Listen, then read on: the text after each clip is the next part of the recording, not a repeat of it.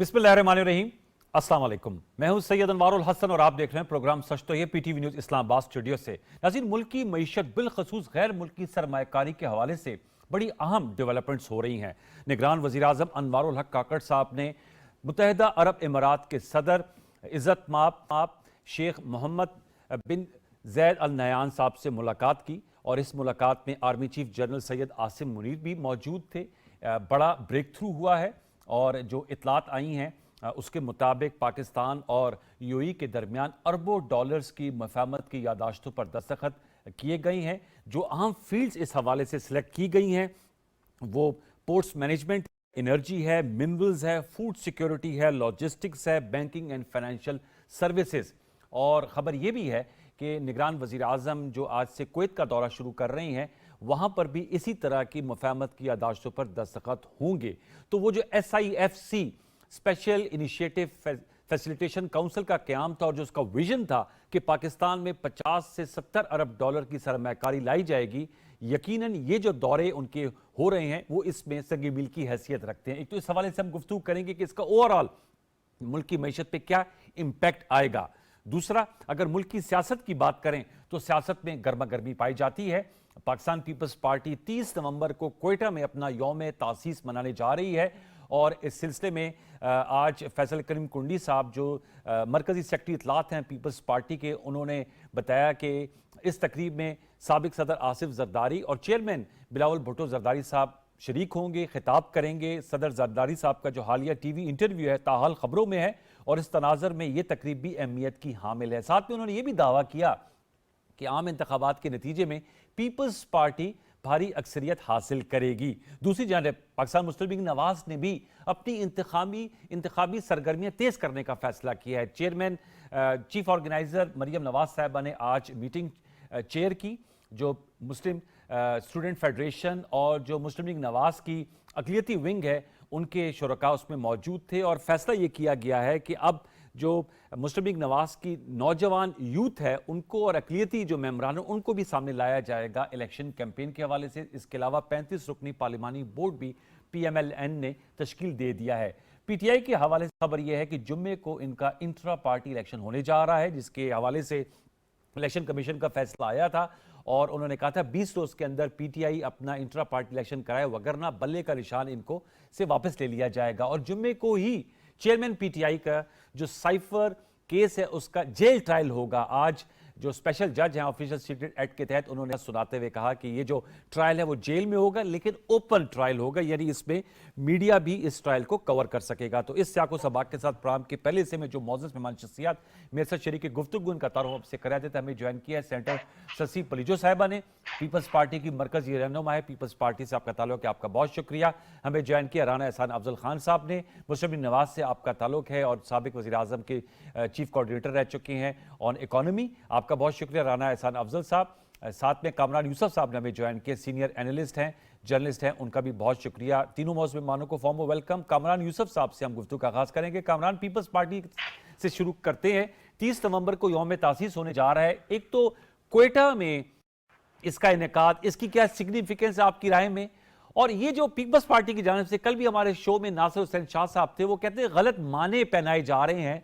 साबिक सदर आसिफ जरदारी साहब की टेलीविजन इंटरव्यू में जो उन्होंने गुफ्तगू की थी बिलावल भुट्टो जरदारी साहब के हवाले से, आप समझते हैं कुछ ज्यादा इस पे हाइप क्रिएट की जा रही है और ये कोई इतनी बड़ी बात नहीं कि उनका ये कह देना कि वो अभी तजर्बा उनको हासिल नहीं है, chairman peoples party Bilawal Bhutto Zardari साहब को वक्त के साथ तजर्बा हासिल करेंगे और मैं पीपल्स पार्टी पार्लियामेंटेरियंस का सदर हूं और मैं टिकट इशू करूंगा जो भी इलेक्शन में पीपल्स पार्टी के कैंडिडेट्स होंगे। आपका क्या तज्जिया है इस हवाले से कामरान? आई थिंक दो चीजें, जो यौम तासीस की आपने बात की है, सिंबॉलिक है। ऑब्वियसली बलूचिस्तान रकबे के एतबार से तो बहुत बड़ा सूबा है, लेकिन अगर आप वहां पर तरक्की देखें तो बाकी सूबों के मुकाबले में उस तरह से नहीं हुई। तो यकीनी तौर पर पीपल्स पार्टी ने जो चॉइस है उनकी कि यौम तासीस की तकरीब वहां पे वो मना रहे हैं, तो एक तो जाहिर है कि जो अगले इलेक्शंस हैं उनको भी वो टारगेट कर रहे हैं। यकीनी तौर पर अगर आप ओवरऑल पीपल्स पार्टी की पोजीशन देखें, सिंध में हमेशा से उनका स्ट्रांग होल्ड रहा है, पंजाब में ओवर द इयर्स उनका जो पॉपुलैरिटी है वो कम हुई है। तो बलूचिस्तान आई थिंक एक ऐसा सूबा है जहां पर ऑब्वियसली तमाम जो जमातें हैं, there has always been a possibility के वहां पर कोई वो कर सकते हैं। तो शायद आई थिंक एक तो उसका वो तनाजुर है। दूसरी रही बात आसिफ और अली ये भी जरदारी कतरा साहब कलामी का के लिए इंटरव्यू, माजरत कि अभी रिसेंटली ये बाप पार्टी के बहुत से रहनुमा नून लीग में गए हैं, शायद उस काउंटर भी करने के लिए वो जो पॉलिटिकल मूव थी।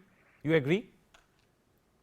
जी एग्जैक्टली मैं यही बात कर रहा था कि क्योंकि बलूचिस्तान इस लिहाज से इम्पोर्टेंट जरूर है, क्योंकि अब पाकिस्तान में माजी में जो भी आप हालिया इलेक्शंस देख लें तो उसमें बड़ी एक आप कहते हैं कि स्लिम मेजॉरिटी होती है या एब्सोल्यूट मेजॉरिटी किसी जमात के पास होती नहीं है। तो उसमें फिर बलूचिस्तान जो है और ये जो बाप पार्टी का आपने हवाला दिया, वहां से जो भी नेशनल असेंबली की सीटें हैं वो बड़ा एक कलीदी किरदार अदा करती हैं।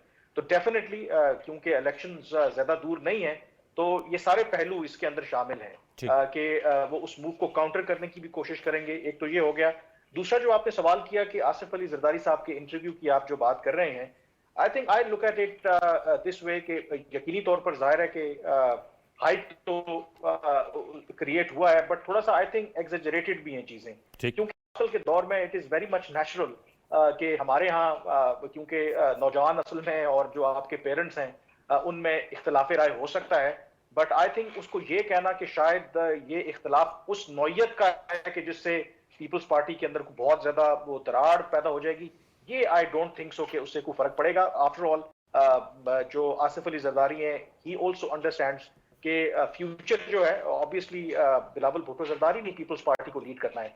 तो शायद कभी कभी ये भी होता है कि गुड कॉप और बैड कॉप वाली पॉलिसी है। बिलावल भुट्टो जरदारी की अप्रोच जरा थोड़ी सी एग्रेसिव है, आसिफ अली जरदारी पुराने वेटरन मंजे हुए सियासतदान हैं, तो वो चीजों को शायद उस तरीके से डील कर रहे हैं।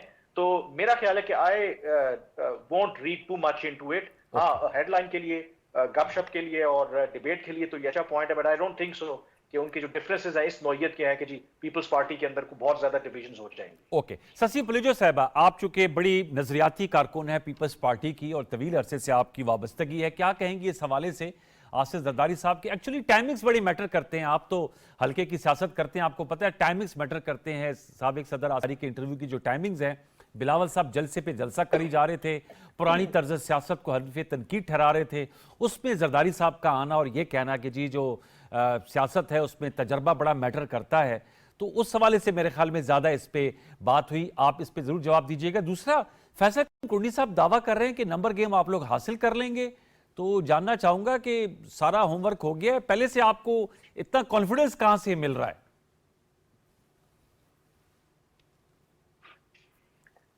जी सलामुकुम। कॉन्फिडेंस कहीं और से नहीं मिल रहा। जो वो कनेक्शन है उनका, जो वालिहाना हमारी पार्टी की तरफ जो भी झुकाव है, मोहब्बत है चेयरमैन बिलावल भुट्टो जरदारी साहब से, पार्टी से, उसको देखते हुए और हमारी जो काविशें हैं अभी भी हम समझते हैं, और भी अगर स्पेस और एक सबके लिए उस वही अगर हो, लेवल प्लेइंग फील्ड उस तरह हो जानदार, तो काफी कुछ बिल्कुल अचीव किया जा सकता है। क्योंकि आप जो सियासत है वो आर्ट ऑफ पॉसिबल है, तो उसमें कोई भी चीज ऐसी नहीं कि आप अचीव न कर सके अगर दिल की लगन हो। जहां तक चेयरमैन बिलावल भुट्टो जरदारी साहब और चेयरमैन आसिफ अली जरदारी साहब की बात है, तो मेरे ख्याल में इख्तिलाफ नहीं है, वो एक दूसरे को उस तरह अपोजिशन नहीं है। हाँ, डिफरेंस ऑफ ओपिनियन तो मेरे ख्याल में घरों में भी, फैमिली के अंदर भी डिफरेंस ऑफ ओपिनियन होता है। और आप करें, अगर मैं ठट्टा में होती हूँ या कहीं और भी कोई प्रोग्राम हो रहा होता है या विजिट्स हो रहे होते हैं, पानी का मसला है, दूसरे इश्यूज है, लोगों का कोई जलसा जुलूस, तो वालिद साहब और हम बैठते हैं, काफी दफा ऐसा हुआ है कि वो उनकी अपनी राय होती है, हम एहतराम करते हैं, लेकिन जहाँ बात होती है कि एक डिसाइसिव उसमें आ जाती है तो फिर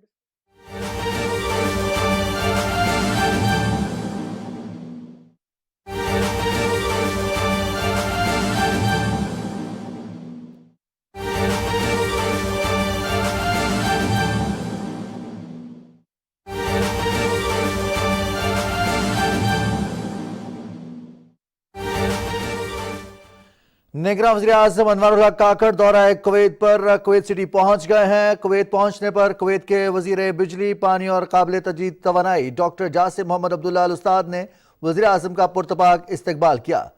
पाकिस्तान के कुवैत में सफ़ीर मलिक मोहम्मद फारूक और दोनों ममालिक के आला सिफारती एहलकार भी इस मौके पर मौजूद थे। दौरे के दौरान वज़ीर आज़म वली अहद कुवैत इज़्ज़त माब शेख मशअल अल अहमद अल जाबर सबा और वज़ीर आज़म शेख अहमद अल नवाफ अल अहमद अल सबा से मुलाकात करेंगे। को बताते चलें कि निगरान वज़ीर आज़म अनवारुल हक काकड़ 2 रोज़ा दौरा कुवैत पर पहुँच गए हैं। इस हवाले से मज़ीद तफसीलात जानेंगे नुमाइंदा PTV न्यूज़ नवीद अजहर से। नवीद, बताइएगा क्या तफसीलात हैं इस हवाले से? जी बिल्कुल रिजवान, बड़ा ज़बरदस्त किस्म का प्राइम मिनिस्टर ने UAE का दौरा किया है और वहाँ बाहर पाकिस्तान के बिलियन डॉलर्स के जो मुआहदे हुए हैं उसके बाद अब दौरा कुवैत पर वो कुवैत में पहुँचे हैं। तो कुवैत के वज़ीर तवानाई जो हैं, बेसिकली बिजली, पानी और काबिल तजदीद तवानाई के जो वज़ीर हैं वहाँ के डॉक्टर जासिम मोहम्मद अब्दुल्ला अल उस्ताद जो हैं, उन्होंने वज़ीर आज़म का पुरतपाक इस्तकबाल किया है।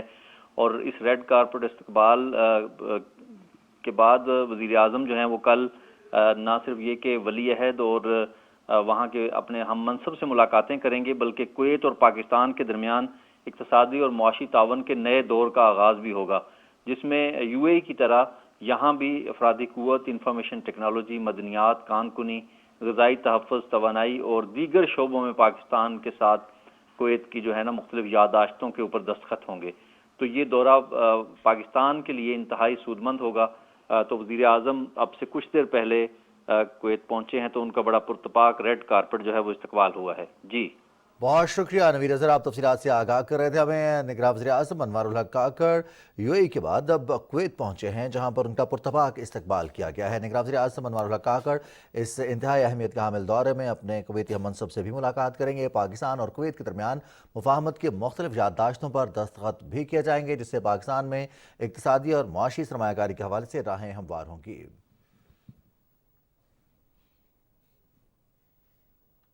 ये थी PTV ताज़ा तरीन।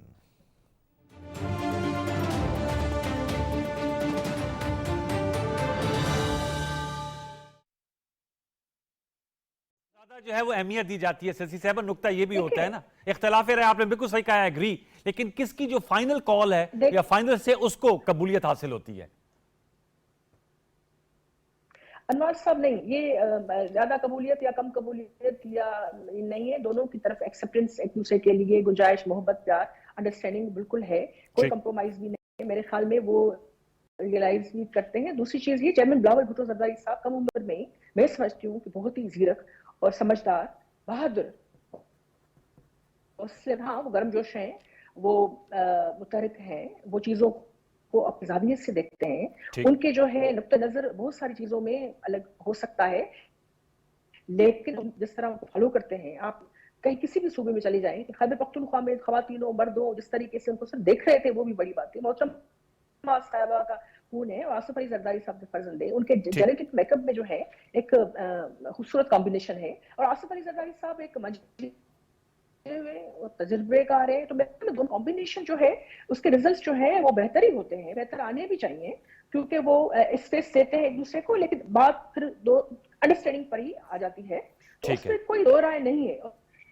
असल में जो एक नुकता है था, मैं फिर राना एहसान साहब के पास जाऊंगा। आपका नुकता है कि वो एक मोमेंटम बना हुआ था, तो ऐसे लगा जैसे वो मोमेंटम ब्रेक हुआ चित्राल से, फिर वो कराची है और कराची से वो दुबई चले गए और अब 30 नवंबर को जलसा करेंगे। तो वो मोमेंटम एक उन्होंने गेन किया था। मेरा सवाल का जाविया था। राना एहसान साहब, सर आपसे मैं आपके पास आऊंगा। PMLN की जानिब से भी आज ये सामने खबर आई थी, एक तो 35 रुकनी पार्लिमानी बोर्ड बना, दूसरा आप लोगों ने भी इंतखाबात में जो सरगर्मी उनमें तेजी लाने का फैसला किया, और जो यूथ कैडर्स हैं, जो आप लोगों का स्टूडेंट विंग है, ऑब्वियसली नौजवानों का विंग है, मुस्लिम लीग नवाज का और अकलियती विंग, उनको कहा है कि जी वो भी लीड करेंगे इस कैंपेन को।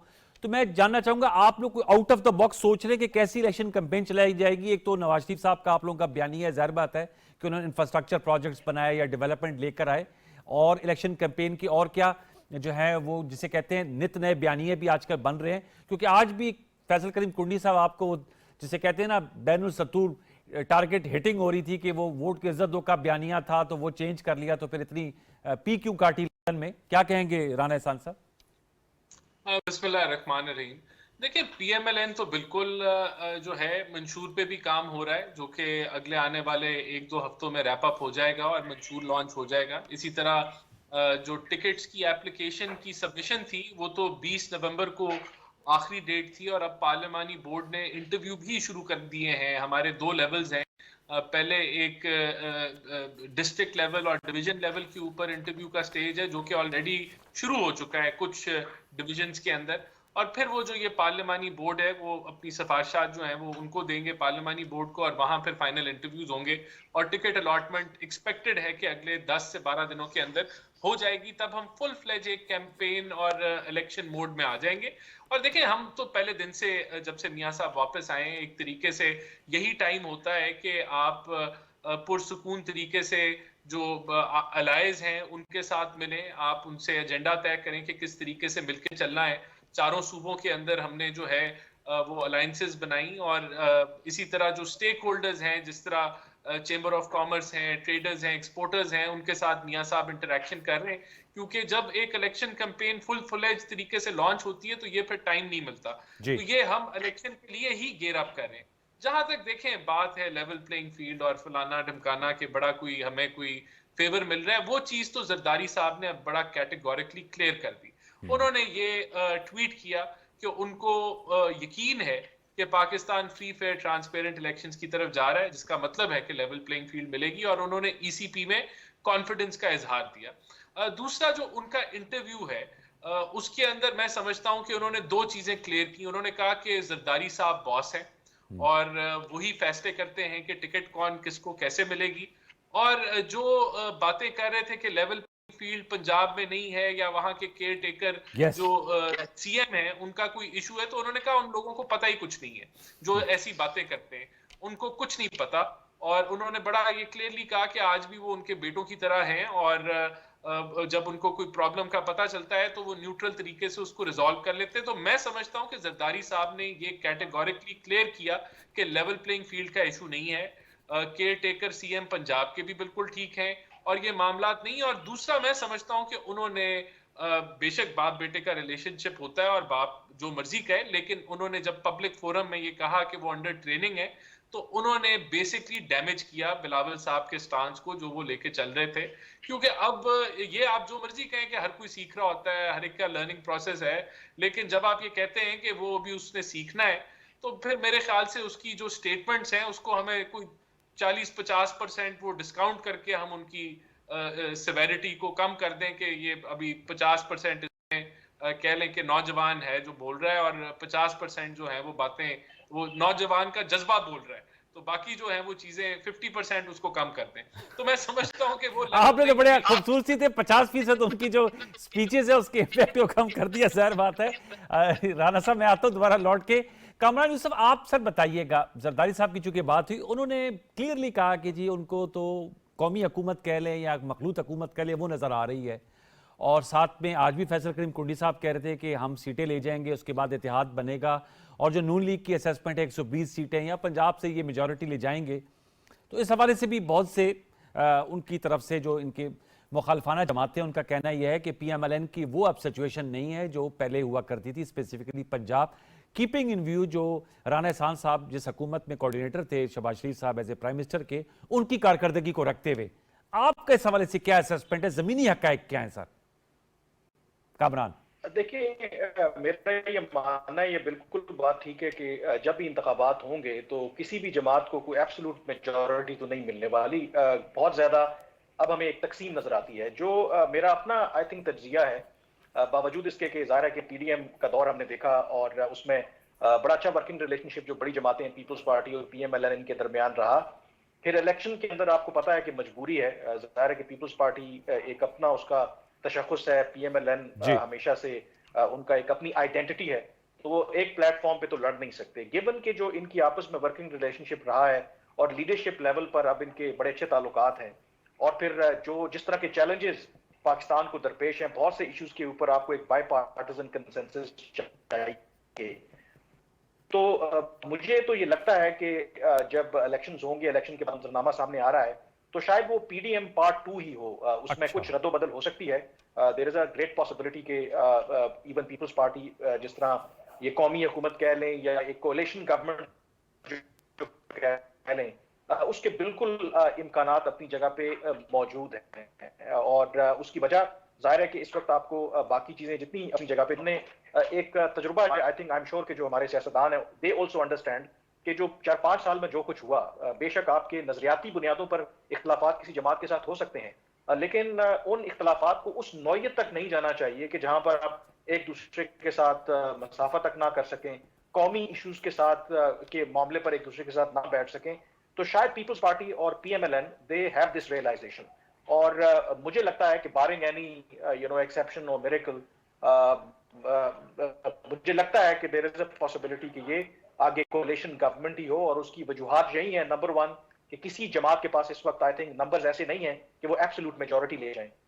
نمبر ٹو, جو چیلنجز کا جیسے میں نے ذکر کیا, آئی تھنک وہ ڈیمانڈ کرتے ہیں کہ جو تمام یا میکسیمم جو جماعتیں ہیں دے شوڈ آن بورڈ اور ڈیل ود دس, پرٹیکولرلی جو آپ کا اکنامک چیلنج ہے اس کو ڈیل کرنے کے لیے. کیوں سسی صاحب آپ اس حوالے سے کیا کہیں گے جو تجزیہ کامران یوسف صاحب کا ہے کہ انہیں تو مخلوط حکومت, یا زرداری صاحب نے ایون خود کہا تھا کہ انہیں بھی ایک قومی یونٹی گورنمنٹ جو پچھلی سابقہ حکومت کو بھی کہا جاتا تھا اس طرح کی نظر آ رہی ہے. دوسرا لیول پلینگ فیلڈ کی آپ نے چونکہ پھر بات کی تھی اپنے میرے سوال کے جواب میں, تو رانا احسان صاحب جو ہیں وہ ماشاءاللہ اب تو آپ کو پتہ ہے کہ نوجوان لیڈر ہیں اور ساتھ ساتھ میڈیا پہ بہت ہی انہیں مہارت حاصل ہوگی. انہوں نے بڑی خوبصورتی سے کہا کہ زرداری صاحب نے تو کہا کہ ان کو سیاست کی سمجھ ہی نہیں. ویسے انہوں نے کہا تھا ندیم افضل چند صاحب کے بارے میں کہ پنجاب میں انہوں نے کہا کوئی ایسا ایشو نہیں ہے, کوئی ہوتا ہے محسن نقوی صاحب ابھی بھی ان کے بیٹے جیسے ہیں اور وہ معاملہ ریزالو ہو جاتا ہے. تو کیا کہیں گے اس حوالے سے؟ مجھے تھوڑا ٹائم دیجیے گا انور صاحب, چیزوں کو دیکھنے کا زاویہ بھی ہوتا ہے اور جس وقت آپ کر رہے تھے اس وقت بھی دیکھنا ہوتا ہے کہ وہ کس لہجے یا کس حوالے سے بات کی ہو رہی ہے. وہ اپنے بیٹے کے حوالے سے آصف علی زرداری صاحب بات کر رہے تھے, کیونکہ ابھی کوئی کرسی کسی طرح پیپلز پارٹی کی طرف سے نہیں ہے, نہ ہوگی, تو لوگ ڈھونڈتے رہتے ہیں کچھ نہ کوئی. نیاز صاحب اور شہباز شریف کے حوالے سے سین سے شین سے وہ ابھی بھی بہت ساری باتیں مارکیٹ میں ہیں, لیکن ہم ان کو اتنا ہوا نہیں اتنا کیا انٹرٹین کرتے ہی نہیں. ہم تو ربصہ ہی نہیں. بالکل چیئرمین صاحب بلاول بھٹو زرداری صاحب بڑے کانفیڈنٹ ہیں, وہ ہمارے وزیر اعظم کے امیدوار ہیں, لوگ ان کو ریسپونڈ کر رہے ہیں, وہ اوپن آرم سے ان کا ویلکم ہو رہا ہے جہاں بھی جائیں. نہ صرف وہ زبردست جو ہے ان کی پرسنالٹی ہے, لیکن وہ پڑھے لکھے ہیں, بہادر ہیں, کبھی بھی مشکلات دیکھو چیزوں کو گیو اپ نہیں کرتے.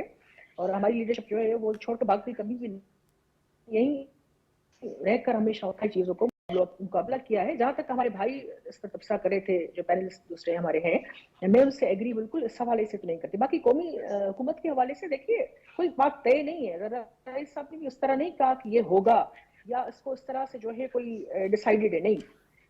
جیسے میں نے کہا کہ سیاست جو ہے وہ ظاہری بات ہے آرٹ آف پاسبل ہے, تو اس میں چونکہ ایک حکومت 16 مہینوں کی کم مختصر مدعے کی تھی, بہت سارے ایشوز تھے, بحران تھے, چیلنجز تھے, پوری طرح چھوڑ کے گئی تھی بہت سے معاملات, تو اس کو بھی 16 مہینوں میں یا 18 مہینوں میں آپ نہیں کر سکتے. بہرحال ایک کلیکٹیو وزڈم کے ساتھ ہم نے کوشش کی کہ بڑھیں, لیکن پی ڈی ایم میں تو ہم نہیں رہے, لیکن کچھ نکات پہ ہمیشہ اگر کوئی کہاں انڈرسٹینڈنگ ہوتی ہے جو ہماری جمہوریت میں یقین رکھتی ہے. باقی لیول پلینگ فیلڈ کے حوالے سے جو بات کی, تو میں سمجھتی ہوں کہ صرف کسی پولیٹیکل پارٹی کو یا ایک شخصی حوالے سے بھی ہم دیکھ لیں انفرادی طور پہ اپنے لکھنا چاہیے. یہ نہ ہمارے مذہب بھی اس کی تلقین نہیں کرتا بلکہ اس کو رد کرتا ہے. ہم اگر کلیکٹیولی بات کر رہے ہیں, پاکستان کی بات کر رہے ہیں, تو رول سب کے لیے ایک جیسا ہونا چاہیے, سب کے لیے میدان کھلا ہونا چاہیے, آئین کے مطابق ہونا چاہیے, پاکستان کی سالمیت کے لیے ہونا چاہیے. لیکن یہ چیز ذہن میں رکھنی چاہیے کہ برابری سب کے لیے, انصاف سب کے لیے. میں تو کہتی ہوں مسلم لیگ نون, مسلم لیگ جو نام ہے نا, وہ تو پاکستان بن رہا تھا اس وقت تو ریلیونٹ تھا, بڑا ہی اس کا اہمیت رہی ہے نیچرلی. اب تو مسلم لفظ بھی اس میں, تو ان کی پارٹی میں کیا ہندو کمیونٹی نہیں ہوتی ہوگی, کیا کرسچنس نہیں ہوتے, ان کو تو نام بھی اپنا تھوڑا نئے اس میں جو ہے لے کر آنا پڑے گا تاکہ لوگ ریلیونٹ سمجھیں. ان سے جو ہے یہ میری ایک ذاتی خواہش ہے, کبھی کبھی ٹھیک ہے نون لیگ کے دوستوں بہنوں کے ساتھ بیٹھے ہوتے ہیں تو میرے ذہن میں آتا ہے, تو میرے خیال میں اب دور بدل رہے ہیں, مشکلات ہیں. میں نہیں, اب مجھے نہیں رانا ثناء اللہ کی طرح پتا ہے کہ 120 سیٹس جو ہے ایگزیکٹلی, اور میں کس کو کہہ رہی ہوں کہ ہمیں دیں. عوام پوچھو عوام سے, تو اشارہ کہیں اور نہیں. اچھا, ریاست کی بھی کئی ذمہ داریاں ہیں, لیکن پولیٹیکل پارٹیز کی بھی ذمہ داریاں ہیں. اہم نقطہ اٹھائیں. پولیٹیکل پارٹیز میرے خیال میں ایک دوسرے کو اسپیس بھی دینا چاہیے, ایک دوسرے کی بات. الیکشن اہم اور اہمیت والی چیز ہے, روز نہیں ہوتے, کوسچن مارک نہیں آنا ہے اس پر. تو ہم چاہتے ہیں اس سے پہلے ہی چیزیں بہتر ہوں, اور کوئی وکٹمائزیشن کی بو نہیں آنی چاہیے. کوئی بھی پولیٹیکل پارٹی سے ہم اور آپ نہیں کر سکتے. اور ٹھیک ہے, میں کہہ رہا تھا اب سسی صاحب آپ کا تفصیلاً جواب آ گیا, ذرا میں رانا صاحب سے پوچھ لوں, تھوڑی سی آپ کا ڈسٹورشن بھی آ رہی تھی. رانا صاحب وہ مسلم لیگ نواز کے نام پہ انہوں نے کہا یہ مسلم لیگ پہلے ریلیونٹ تھا پاکستان بننے سے قبل, तो क्या इस पे कुछ कहेंगे? ये उनकी ज़ाती राय है ससी पुलिजो साहबा, लेकिन आपकी मौजूदगी में आपके सामने रख रहा हूँ। और दूसरा सर, ये चूंकि आप इकोनॉमी से भी आपकी बड़ी इस पे ग्रिप है, ये जो सर यूएई और कुवैत के साथ मुआहदात हो रहे हैं, एमओयूज हो रहे हैं, बल्कि आई स्टैंड करेक्टेड, मुफाहमत की यादाश्तें, आप समझते हैं ये भी बड़ी अहमियत के हामिल हैं फ्रॉम इकोनॉमिक पर्सपेक्टिव? दोनों हवालों से बताइएगा राना एहसान साहब।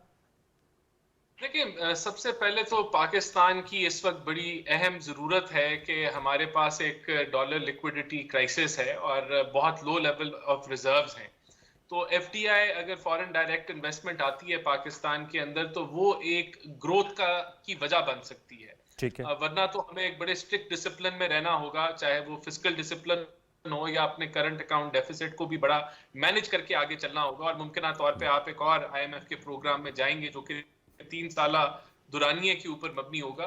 तो मैं समझता हूं कि ये फॉरेन डायरेक्ट इन्वेस्टमेंट ही है जो ब्रीदर पाकिस्तान को देगा। और देखें, एसआईएफसी बनाने का एक मकसद यही था कि हम जीसीसी ममालिक जिनका बहुत इंटरेस्ट है पाकिस्तान में इन्वेस्टमेंट करने का, उनकी इन्वेस्टमेंट को प्रैक्टिकल फॉर्म में ट्रांसलेट कर सकें। तो अगर ये मुआहदे हो रहे हैं तो हम इसी उम्मीद पे हैं कि ये आने वाले महीनों में या सालों में ये प्रैक्टिकली पाकिस्तान में ये इन्वेस्टमेंट आएगी और प्रोजेक्ट्स जो हैं वो लॉन्च किए जाएंगे। एक तो ये हो गया। देखें, एक मैं जरूर कमेंट देना चाहता हूं। देखें, कौमी हुकूमत आएगी, कोलिशन हुकूमत बनेगी, मैं समझता हूं कि पाकिस्तान के लिए बेहतर होगा कि यहाँ अगर एक तगड़ी ऑपोजिशन भी हो और हुकूमत भी हो, और वो ऑपोजिशन और हुकूमत इस काबिल हो कि वो मिलकर कौमी एजेंडे के ऊपर बातचीत कर सकें, बैठ सकें और कंसेंसस भी बिल्ड कर सके। जहां मुल्क के मफाद के लिए इकट्ठे होने की जरूरत है, वहां इकट्ठे भी हों और इख्तलाफ भी करें। ये बड़ा जरूरी है। ये कोलिशन एक नेशनल गवर्नमेंट का जिसमें सारे एक तरफ हों, वो मैं समझता हूं कि इतना मुफीद नहीं होगा। तगड़ी ऑपोजिशन के साथ ही जमहूरियत का हुस्न जो है वो निखार आता है उसके अंदर। तो मैं तो समझता हूं कि बिल्कुल हमारा क्लेम है कि हम 120 सीटें निकालेंगे पंजाब से। आप 140 का क्लेम कर लें, आपको किसने रोका है? तो ये हमारा क्लेम है, ना हम किसी को बता रहे हैं, ना हम किसी से मांग रहे हैं।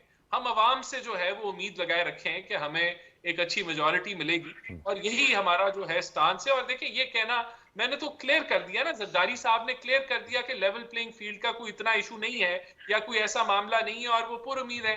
अब आप 3P वाला स्टांस लेके सियासत अगर करना चाहते हैं, क्योंकि इलेक्शन का वक्त है और एक दूसरे पे कीचड़ उछालने का वक्त है, तो आप जरूर जारी रखें। लेकिन मेरे ख्याल से जो 4P वाले हैं जिन्होंने टिकट देने हैं, उन्होंने अपना स्टांस क्लियर कर दिया है कि पंजाब का केयर टेकर सेटअप भी न्यूट्रल है उनके लिए और ओवरऑल भी वो उनको फ्री फेयर ट्रांसपेरेंट इलेक्शन नजर आ रहे हैं। तो ये अगर 3P टीवी की हद तक है तो चले, ठीक है, कोई मसला नहीं। सही है। कामरान यूसुफ सर, आपसे मैं जानना चाहूंगा, जुम्मे को इंटर पार्टी इलेक्शन कराने जा रहे हैं पीटीआई, आप उसको किस तरह देख रहे हैं? चेयरमैन पीटीआई, उनके बारे में खबरें हैं कि बिला मुकाबला ही शायद उनका इलेक्शन हो जाए और जो साइफर ट्रायल है वो जेल में ही होगा। इन दोनों बात पे भी मैं आपका जरूर कमेंट लेना चाहूंगा, फिर हमने अपने पहले सेगमेंट को क्लोज करना होगा। कामरान, देखें, जाहिर है कि आपने अपने इंट्रो में ये बताया था कि जो इंटर पार्टी इलेक्शन है तहरीक इंसाफ के अंदर, अब उनके लिए एक कानूनी मजबूरी है तहरीक इंसाफ के लिए, क्योंकि अदरवाइज फिर उनको बल्ले का निशान नहीं मिलेगा। और like other parties, I think मेरा ख्याल है कि वो एक फॉर्मेलिटी होगा। आई डोंट थिंक सो कि उसमें कोई इतना कुछ सीक्रेट है कि जाहिर है कि जो इमरान खान है वही दोबारा बतौर पार्टी के चेयरमैन मुंतखब होंगे। इसमें तो किसी नहीं, नुकता ये था कि वो कन्विक्टेड, अभी भी कन्विक्शन तो उनकी नाअहली, कन्विक्शन तो मेरे ख्याल में सस्पेंडेड है, लेकिन वो नाअहल तो है ना सर तोशाखाना केस में। कामरान, तो वो खड़े हो सकते हैं? ये बिल्कुल ये लीगल नुकता जरूर मौजूद। जी बिल्कुल लीगल नुकता कि तोशाखाना केस के अंदर वो ये कहते हैं कि उनकी जो सजा है वो मुअत्तल हुई है, लेकिन वो कहते हैं जो कन्विक्शन है या जो जिसके तहत वो नाअहली है वो अभी तक अपनी जगह पे वो कायम है। वो जब तक वो उनको एक्विटल नहीं होती उस वक्त तक कायम रहेगी। तो ये ऑफ कोर्स एक लीगल क्वेश्चन है कि जब ये तो इलेक्शन जब होते हैं और अगर वाकई ही तहरीक इंसाफ की जो क़यादत है या जो भी उनका स्ट्रक्चर है, अगर उनको दोबारा मुंतखब करते हैं तो उस पर डेफिनेटली ये जो कानूनी सवाल है ये सामने आएगा। क्योंकि हमें ये पता है कि जब 2017 में नवाज शरीफ साहब को डिस्क्वालीफाई किया गया था तो उनको अपनी जो पार्टी जो सदारत है, सुप्रीम कोर्ट का फैसला है, उनको छोड़ना पड़ी थी। तो उस लिहाज से तो वो एलिजिबल नहीं है to become the head of the party. लेकिन जाहिर है कि میرا خیال میں وداؤٹ عمران خان تحریک انصاف تو کوئی نہیں ہے. تو یہ ایک لیگل چیلنج ان کے لیے ضرور رہے گا. رہی بات سائفر والے معاملے کی, اگین شاید بہت سے لوگوں کو توقع تھی کہ آج ٹرائل شروع ہوگا اور ان کو پیش کیا جائے گا کھلی عدالت میں, لیکن وہ بیکاز آف سیکورٹی ریزنز نہیں ہوا. تو اب جو فیصلہ آیا ہے ٹرائل کورٹ کا, اسپیشل کورٹ کا, وہ یہی ہے کہ جی اس کو انہوں نے یہی کیا ہے کہ بیکاز آف سیکورٹی ریزن ہوگا تو جیل کے اندر ہی, لیکن it will be open for public, open in the sense کہ جو صحافی ہیں وہ وہاں پہ جا کر کور کر سکتے ہیں, اس کو رپورٹ کر سکتے ہیں. کیا واقعی ان کو اجازت دی جائے گی؟ I think that remains to be سین.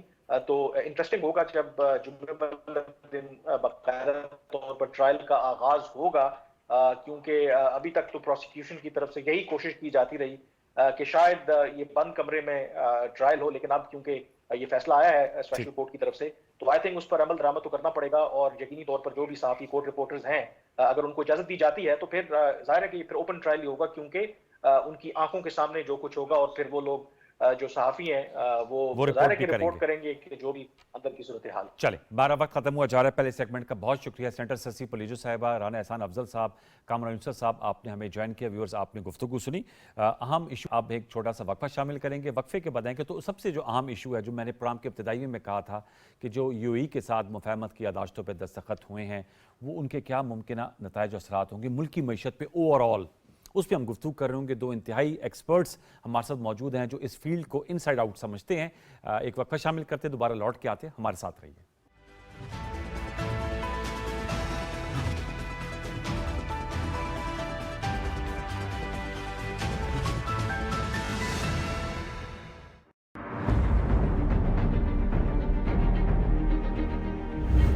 مودی حکومت کشمیریوں کے لیے مزید مشکلات پیدا کرنے کی پالیسیوں پر عمل پیرا ہے.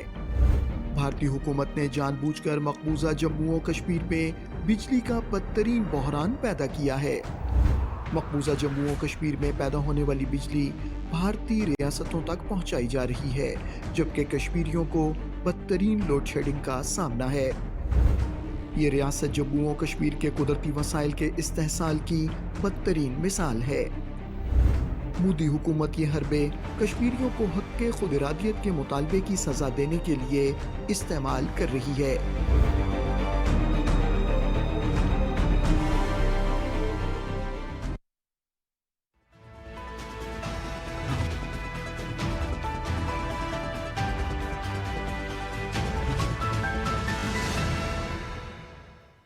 ایک دفعہ پھر خوش آمدید. نگران وزیراعظم انوار الحق کاکڑ صاحب کے جو اہم دورے ہیں ان پہ ہم گفتگو کریں گے, جو ان کی اب تک کے نتائج آئے ہیں, کیونکہ انہوں نے پھر جانے سے قبل ہی کہا تھا اور کل اپنی ویڈیو میسیج میں بھی کہا کہ ایک نئے دور کا آغاز ہونے جا رہا ہے, چاہے وہ یو ای اور پاکستان کے تعلقات ہوں, کیونکہ اہم شعبہ جات میں مفاہمت کی یادداشتوں پہ دستخط ہوئے ہیں, اس پہ ہم گفتگو کریں گے. اور دورہ کویت وہ بڑی اہمیت کا حامل ہے, وہاں سے بھی یہی توقعات ہیں کہ جو غیر ملکی سرمایہ کاری ہے وہ پول ان ہوگی پاکستان کی اکانومی میں.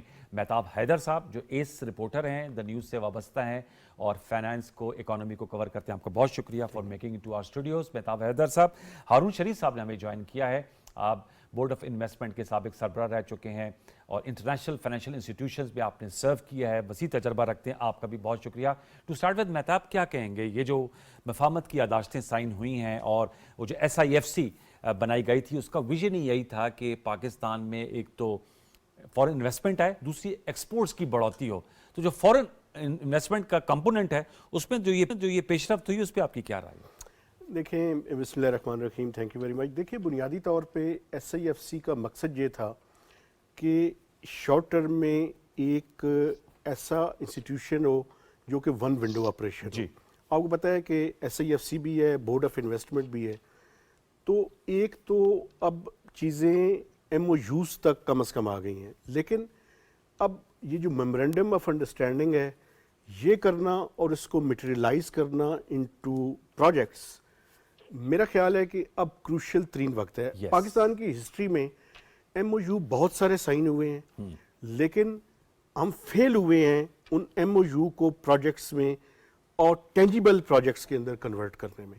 تو یہ ایس آئی ایف سی کے سامنے اب ایک بہت بڑا چیلنج ہے. اور کہا یہ جا رہا ہے کہ وہ جو ٹینجیبل پروجیکٹس ہیں وہ دسمبر جنوری کے اندر اس میں ہمیں پروگرس نظر آئے گی. जो टारगेट उन्होंने रखा था वो मैं आपको बता देता हूँ, जी। वो बड़ा एम्बिशियस था, वो $70 बिलियन का है, SIFC ने रखा था SIFC 70 अरब डॉलर का। अरब डॉलर का। अभी तक उसमें कोई प्रोजेक्ट की सूरत में तो चीज़ सामने नहीं आई, लेकिन कम से कम ये आगाज़ ज़रूर हो गया है कि MOUs साइन होने शुरू हो गए हैं।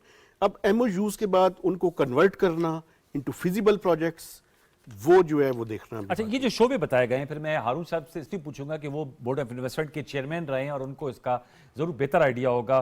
Ports management, energy, minerals, food security, logistics, banking and financial services, ये भी जो UAE के साथ हुए हैं, इस पे मैं स्कोप आपसे जरूर जानूंगा। मैं हारून साहब आपसे सर जानूंगा, क्या कहेंगे MOUs, मुफाहमत की यादाश्तों के दस्तखत होना, आप इस हवाले से क्या राय रखते हैं?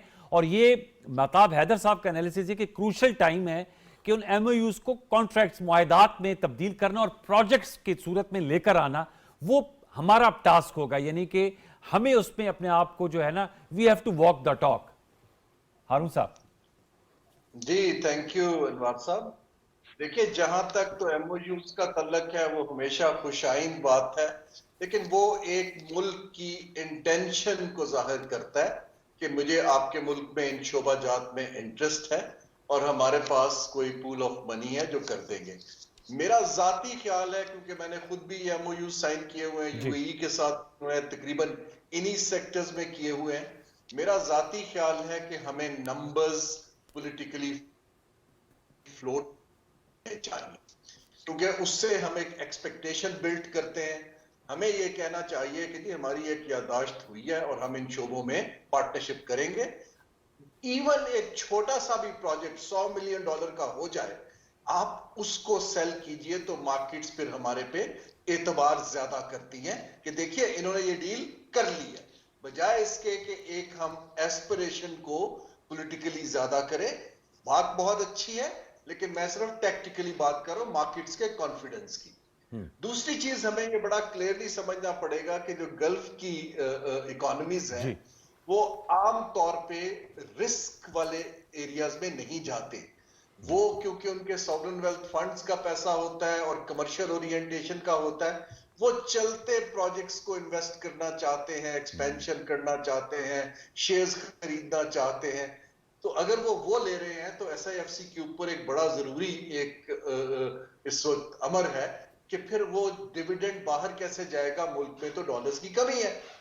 तो हमारे, अगर मेरे हिसाब से हम जो भी MOU साइन करें उस पे हमें 4 फिल्टर लगाने की जरूरत है।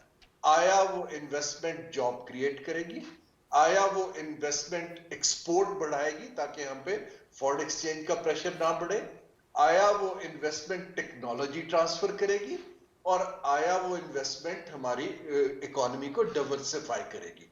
अगर ये चारों फिल्टर्स पर ये UAE की इन्वेस्टमेंट पूरी आती है तो इससे अच्छी कोई बात ही नहीं है।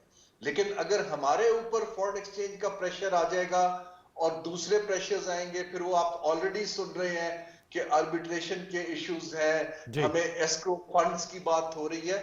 मेरे ये जो महताब साहब कह रहे हैं प्रोजेक्ट में कन्वर्जन, देखिए गवर्नमेंट टू गवर्नमेंट जो प्रोजेक्ट्स हैं उसमें तो गवर्नमेंट को प्रोजेक्ट बनाने पड़ेंगे और वो लॉन्ग टर्म बनेंगे नए प्रोजेक्ट। लेकिन जो बैंकिंग एंड फाइनेंस और दूसरे शोबाजात जहां प्राइवेट सेक्टर है, आई थिंक वो चलते इदारों के अंदर स्टॉक्स में अगर इन्वेस्ट करेंगे तो वो एक खुशाइन बात है। बताओ आप क्या कहेंगे? जो नुकात, एक तो 4 फिल्टर्स की बात की, और दूसरा ये जो शोबे आए हैं मीडिया में, ये उनका इंटरेस्ट जो है, इंटेंट है इन एरियाज पे इन्वेस्टमेंट करने की, तो ये भी जाहिर करता है कि दे आर इंटरेस्टेड कि वो इन्वेस्ट करें और हमारी इकोनॉमी को भी इसका फ़ायदा होगा। देखें, अभी तक जो उनका UAE का इंटरेस्ट यानी वाजे आया और काफ़ी पिछली गवर्नमेंट के ज़माने में भी उसके ऊपर डिस्कशन रही, वो पोर्ट्स के ऊपर था, और वो पोर्ट्स का जो है वो हैंडलिंग और मैनेजमेंट जो है उसके बारे में बातचीत एडवांस स्टेज के ऊपर थी।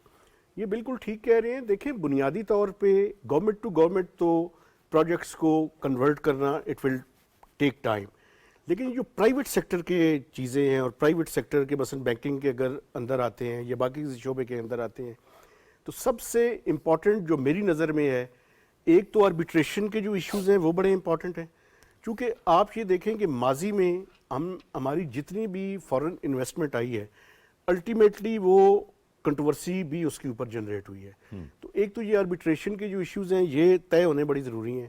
دوسرا جو اس سے بھی زیادہ امپورٹنٹ ہے اور وہ ہارون شریف صاحب نے بھی اس کی طرف اشارہ کیا ہے, وہ یہ ہے کہ ہماری جب تک میکرو اکنامک اسٹیبلٹی نہیں ہوگی, فارن ایکسچینج ریزروز ہمارے پاس بلڈ اپ نہیں کریں گے ہم, اس ٹائم تک اگر وہ یہاں پہ انویسٹ کرتے ہیں تو انہوں نے اپنے ڈیویڈنڈس اور پروفٹس کو باہر بھی تو لے کر جانا ہوگا, ورنہ وہ کیوں انویسٹ کریں گے.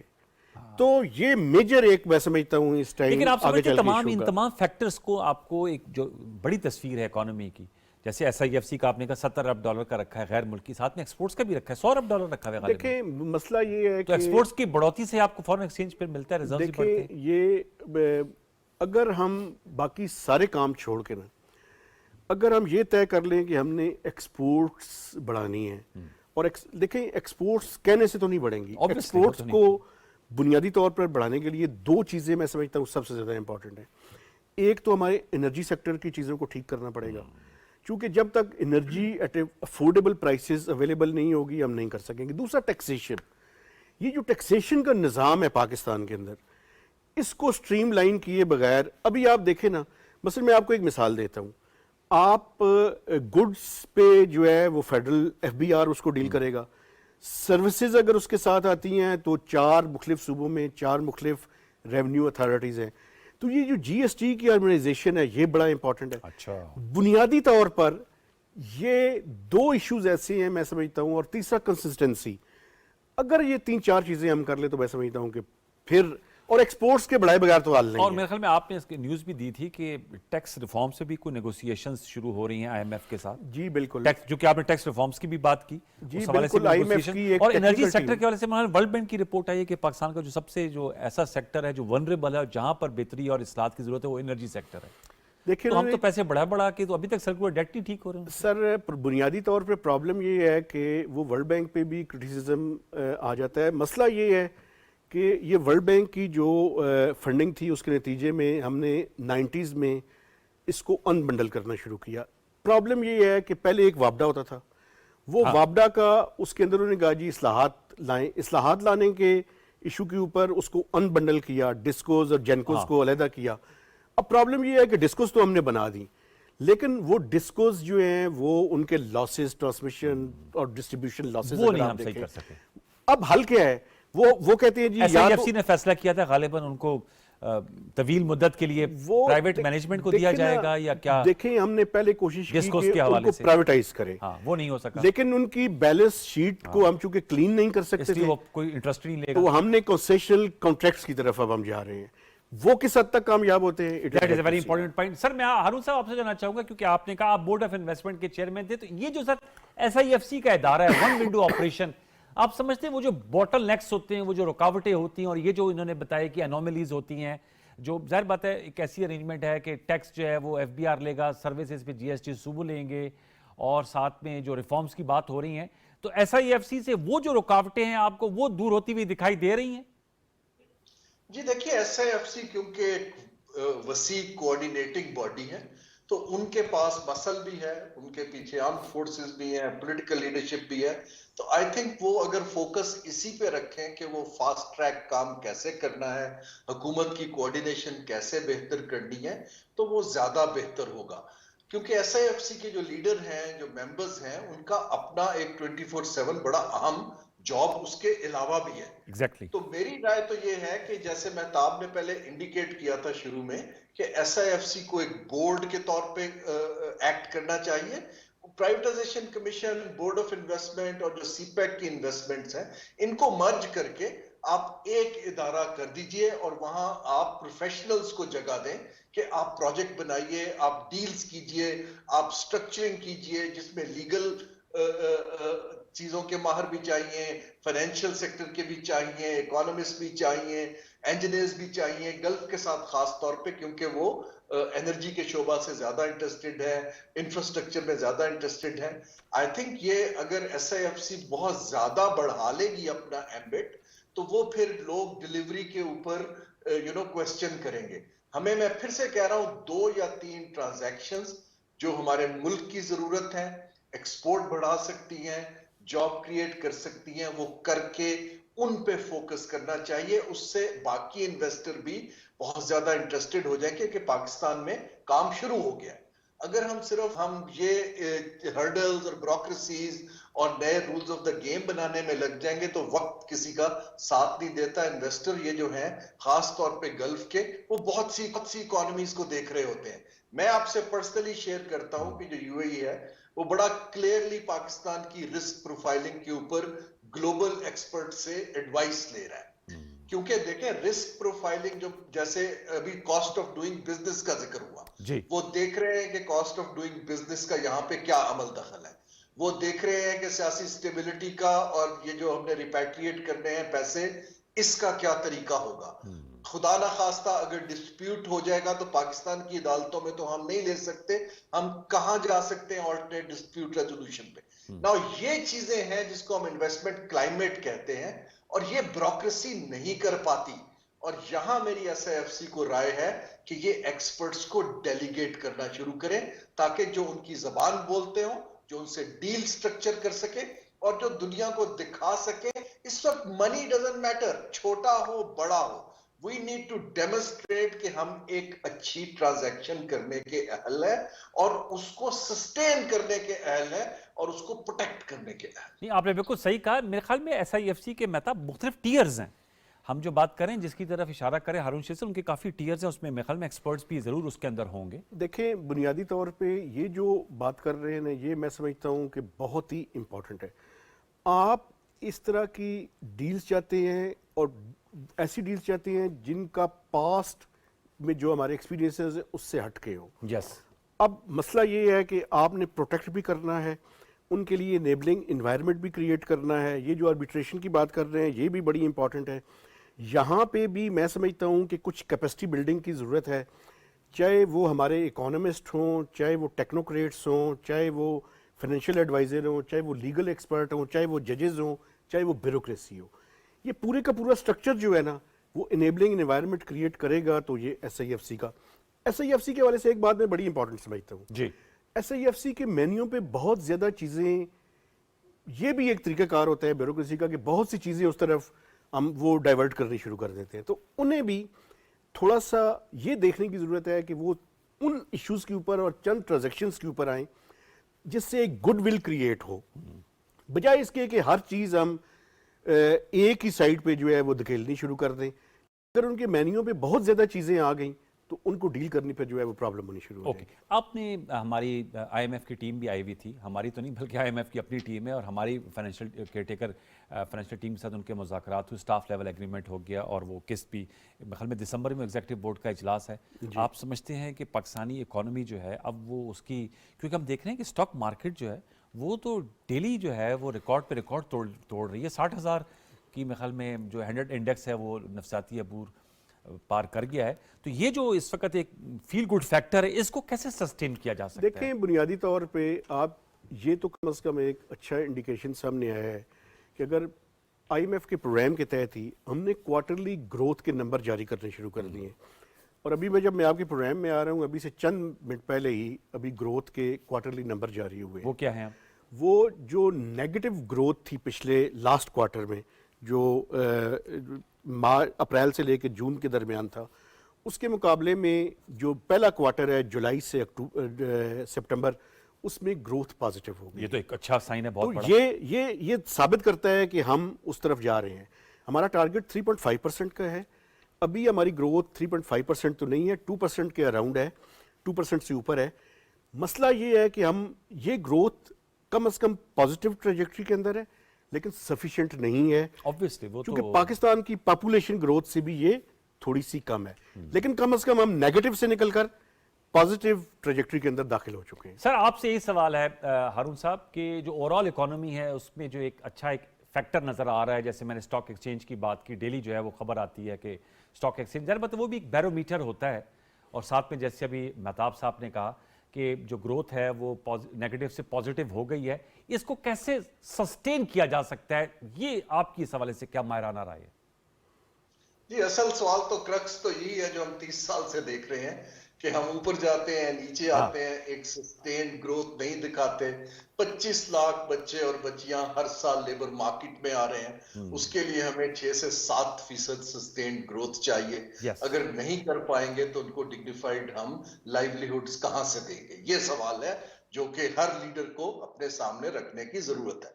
اس کے لیے جو سٹاک مارکیٹ ہے وہ کانفیڈنس بلڈ ہو رہا ہے 2 وجوہات سے. ایک تو آئی ایم ایف کے ساتھ کچھ چیزیں سموتھ ہیں تو میکرو اکنامک سٹیبلائزیشن تھوڑی دکھائی دے رہی ہے, ڈسپلن دکھائی دے رہا ہے. دوسرا یہ جو ہم ایڈمنسٹریٹو میئرز لے رہے ہیں ہائیسٹ لیول پہ, پہلی دفعہ اکانومی کو ہر بندہ ترجیح کے طور پہ دیکھ رہا ہے. لیکن میں یہاں یہ ضرور کہتا چلوں کہ سٹاک مارکیٹ جو ہماری ریئل سیکٹر کی اکانومی ہے وہ اس کا انڈیکیٹر نہیں ہے, انلیس کہ وہ نئی کمپنیوں کے لیے سرمایہ جنریٹ کر رہا ہو. اگر آپ ایگزسٹنگ کمپنیوں میں ٹریڈنگ کر رہے ہیں تو بیسیکلی تو بروکرز اور انویسٹرز کی یہ گیم ہے, نہ کہ نیا کیپٹل جنریٹ ہو رہا ہے. تو ہمیں انسینٹیو دینے چاہیے کہ نیا کیپٹل فارمیشن شروع ہو ایکسپینشن کے لیے, سپورٹ کے لیے, کیونکہ شرح سود بہت ہائی ہے, ہمیں ایکوٹی کی ضرورت ہے. دوسری چیز جو میں عرض کر رہا تھا, جو فیل گڈ فیکٹر کو سسٹین کرنے کے لیے ہمیں سٹیبلٹی چاہیے. ہمیں کچھ 1-2 پالیسیز چاہیے جس کو ہم سیاسی پریشر سے انسولیٹ کر سکیں ریفارم کی. لوگ ہم پہ اعتبار نہیں کرتے کہ جی جب بھی حکومت آئے گی کوئی سیاسی, وہ اس کو ریورس کر دے گی, وہ ٹیکس نیٹ نہیں بڑھائے گی, وہ امیر کو سبسڈیز دیتی رہے گی. اب وقت آ گیا کہ 1-2 چیزوں کے اوپر ہم اس کو علیحدہ کر کے ڈیلیور کر کے دکھائیں کہ ہم اس پہ کھڑے ہیں. سسٹینیبلٹی آتی ہے اعتبار کے ساتھ, اعتبار آتا ہے جب آپ کچھ ایکشن لیتے ہیں. تو میری رائے تو یہ ہے کہ اب جو ہی الیکشن اللہ کرے اگر ہوتے ہیں, حکومت آتی ہے, اگر ہوتے سر 8 فروری کو الیکشن ہونے جا رہے ہیں آپ کے, اگر ہوتے ہیں دیکھیے جی میں تو دعا کر رہا ہوں کہ ہو جائے, تو اس میں جو ہوگی جو حکومت وہ اس کو سسٹین کرے اور وہی اولڈ سکول میں نہ پڑ جائے پیٹرنیج کی اکانومی کے اندر, کنسٹیچوئنسی کو سیو کرنے کے پیچھے, انٹرونشنز کر کے ڈالر کی قیمت کم کرانے کے پیچھے. آئی تھنک تھوڑا سا ہمیں سیکھنے کی ضرورت. یہ سر نقطہ, میں اس پہ بھی آپ کو کومنٹ چاہوں گا ٹورڈز دی اینڈ کہ انشاءاللہ انتخابات ہونے, اور ضرور بات ہے ایک پولیٹیکل گورنمنٹ ہے کہ تو ٹیکر گورنمنٹ کر رہی ہے, اور SIFC ویسے ایک پولیٹیکل گورنمنٹ نے ادارہ کریٹ کیا تھا. یہ جو بات کی کہ کانسٹیٹوئنسی کو نہیں دیکھنا, پیٹرونیج کی جو سیاست ہے, اکانومی کو جو پولیٹیسائز کیا جاتا ہے, اس سے باہر نکلنا ہوگا. آپ سمجھتے ہیں کہ اس وقت یہ ذہن بن گیا ہے سیاسی جماعتوں کا؟ بڑی سیاسی جماعتوں کی بات کر رہا ہوں. یاد ہے میں نے آپ کے پروگرام میں ایک لفظ استعمال کیا تھا, اس کے بعد میں متعدد دفعہ کر چکا ہوں. میں نے کہا تھا کہ چارٹر آف اکانومی کے بجائے چارٹر آف سرٹینٹی کی ضرورت ہے. تو سرٹینٹی کے لیے بڑا ضروری ہے. اور پالیٹکس میں اپنی کانسٹیٹوئنسی کو نہیں دیکھنا نا, جیسے اب ٹیکس ریفارمز کی آپ نے بات کی. اب دیکھیں نا, کب اس تک کو چھوڑ دو, اس سیکٹر کو لے لو. مسئلہ یہ ہے کہ اگر یہی پالیسی رکھیں گے تو یہ ملک نہیں چلنے والا. چلنے سے کیا مراد ہے, پھر وہ قرضہ لے کے ہی چلانا پڑے گا ہمیں. اور جو ڈاکٹر شمشاد صاحب نے کہا وہ انسسٹینیبل ہوتا جا رہا ہے, وہ انسسٹینیبل ہے. تو بنیادی طور پہ آپ یہ دیکھیں نا جی کہ اس ٹائم 78 ٹریلین روپیز ہمارا پبلک ڈیٹ اور لائبلٹیز ہے. 78 ٹریلین. تو اب مسئلہ یہ ہے کہ ہمیں اپنے پاؤں پہ کھڑے ہونا ہے. پاؤں پہ کیسے کھڑے ہو سکتے ہیں؟ اپنے ایکسپینڈیچرز کو ریشنلائز کریں. جو ان ٹارگیٹڈ ایکسپینڈیچر سائڈ ہے, ریونیوز جو جتنی انکم ہے نا وہ ٹیکس نیٹ کے اندر لانا پڑے گا. یہ ایگریکلچر انکم ہے, یہ نیلی پیلی انکم کے بجائے جو انکم ہے وہ انکم چمبے کی بات بھی نہیں ہے. It happens every where in the world. جہاں پہ انکم ہو رہی ہے وہاں پہ ٹیکس لگائیں. وقت میرا ختم ہو جا رہا ہے. بہت اچھی آپ لوگ دونوں نے شخصیات نے گفتگو کی. مہتاب حیدر صاحب بہت شکریہ, ہارون شریف صاحب سر بہت شکریہ, آپ نے بھی اپنے مہارت نوازا. ویورز بڑا اچھا ایک ہم نے تجزیہ آپ کے سامنے پیش کیا ہے کہ جو غیر ملکی سرمایہ کاری ہے جو بہت زبردست بات ہے, اور پاکستان کی اکانومی اس سے بہت اس پہ بہتری آئے گی, لیکن اس کے ساتھ ساتھ ہم نے مزید اور کیا سٹیپس لینے ہوں گے اس کا بھی احاطہ کیا. آج کے لیے یہی کچھ. سوشل میڈیا پہ اپنا فیڈ بیک دیجیے گا. کل تک کے لیے سید انوار الحسن اور سچ تو کے پروڈکشن ٹیم کو اجازت دیجیے. اپنا بہت سا خیال رکھیے. اللہ نگہبان.